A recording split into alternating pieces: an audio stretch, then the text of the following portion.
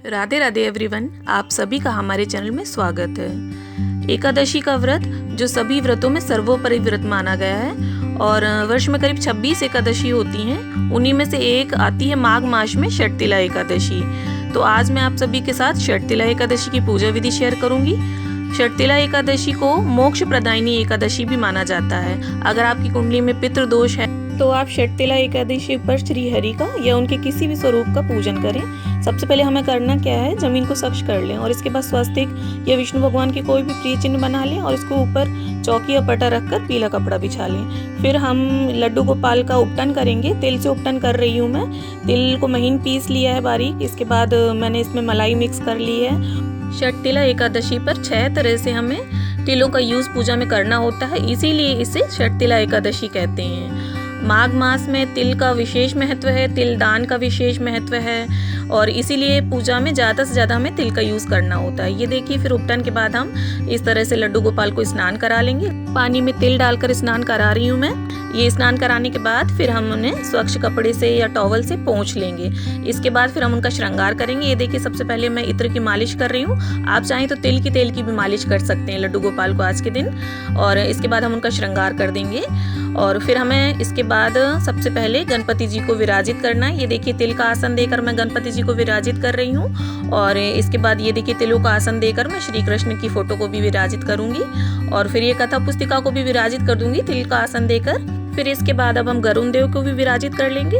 आप श्री हरि की पूजा में गरुण देव का भी पूजन जरूर से करें। फिर इसके बाद ये देखिए, पुष्प से हम गंगा जल से छींटे देंगे गणपति जी को, श्री कृष्ण भगवान को, कथा पुस्तिका को, गरुण देव को। और इसके बाद ये देखिए, तिल का आसन देकर अब हम लड्डू गोपाल को भी अपनी विराजित कर लेंगे। फिर इसके बाद हम गणपति जी का, लड्डू गोपाल का, श्री कृष्ण भगवान का, गरुण देव का, कथा पुस्तिका का, इन सभी का हल्दी चंदन रोली से तिलक कर लेंगे। माघ मास का महीना मोक्ष के लिए बहुत विशेष माना गया है और इसीलिए इस मास में आने वाली इस एकादशी का भी विशेष महत्व है। जो एकादशी का व्रत रहते हैं उनके लिए तो नियम दशमी तिथि से शुरू हो जाते हैं। 3 दिन का नियम होता है, दशमी, एकादशी और द्वादशी। दशमी को उन्हें सात्विक भोजन करना होता है। फिर एकादशी का व्रत रख के द्वादशी वाले दिन ब्राह्मण को भोजन कराकर तभी भोजन उसके बाद ही करते हैं। और इस तरह से देखिए, अब हमने गौ माता को भी विराजित कर लिया, उनका भी पूजन कर देंगे और अब हम सभी को तिल अर्पित कर देंगे। आज के दिन हमें चावलों का यूज़ नहीं करना है। चावलों का यूज़ आज के दिन खाने में और पूजा में दोनों में निषेध माना गया है, तो हम तिलों का यूज़ करेंगे। फिर इसके बाद ये देखिए, भाव वस्त्र रूपी कलावा अर्पित कर देंगे गणपति जी को, गरुण देव को और श्री कृष्ण भगवान को, इन सभी को, गौ माता को, सभी को हम भाव वस्त्र रूपी कलावा अर्पित कर देंगे।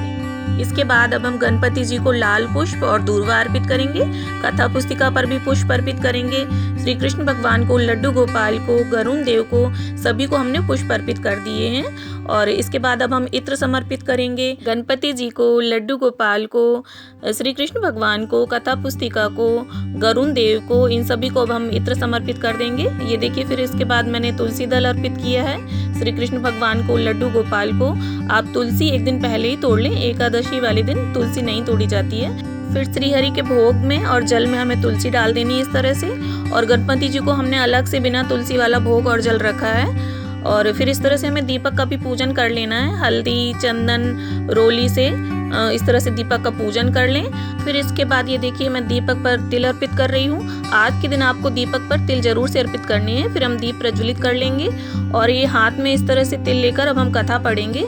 षटतिला एकादशी की कथा पढ़ेंगे अब हम, षटतिला एकादशी महत्तम। फिर ये काले तिल निकाल रही हूँ मैं दान के लिए, आप चाहें तो सफ़ेद भी निकाल सकते हैं। और आज के दिन ये नारियल और सुपारी विशेष रूप से हमें पूजा में रखनी होती है, इसका भी विशेष महत्व है। कथा संपूर्ण होने के बाद अब हम हवन कर लेंगे। इस तरह से जमीन पर थोड़े से तिल डालकर उसके ऊपर हवन कुंड रखकर उस पर उपला रख रही हूँ मैं। और आज के दिन आपको हवन जरूर से करना होता है, क्योंकि कहा जाता है कि हवन में हमारे द्वारा दी गई आहुति सीधे भगवान को स्वीकार होती हैं। आप 5, 7, 11, 21 जितनी आपकी इच्छा हो आप उतनी आहुतियाँ दे सकते हैं। और आज हमें काले तिल का भी हवन में आहुति जरूर देनी होती है। इस तरह से गुड़ और तिल मिक्स करके आप 5, 7, 11, 21 जितनी आहुतियाँ आप देना चाहें उतनी दे सकते हैं। फिर इसके बाद हवन कंप्लीट होने के बाद अब हम आरती कर लेंगे और फिर इसके बाद हम संपूर्ण पूजा का आचमन कर लेंगे। इस प्रकार से 3 बारी जल की फेरी देकर हम संपूर्ण पूजा का आचमन कर लेंगे और लास्ट में फिर हमें दक्षिणा निकालनी होगी। ये दक्षिणा आप द्वादशी वाले दिन किसी ब्राह्मण को दे सकते हैं। पूजा में हमने तिल उपटन, तिल स्नान, तिल तर्पण, तिल का भोग, तिल का दान, तिल हवन, इन 6 तरह से पूजा में तिलों का यूज़ किया है। आशा है वीडियो अच्छा लगा हो। वीडियो अच्छा लगा हो तो लाइक शेयर करें। मेरे साथ जुड़े रहने के लिए और इसी तरह की वीडियोस देखने के लिए चैनल को सब्सक्राइब कर लें। धन्यवाद।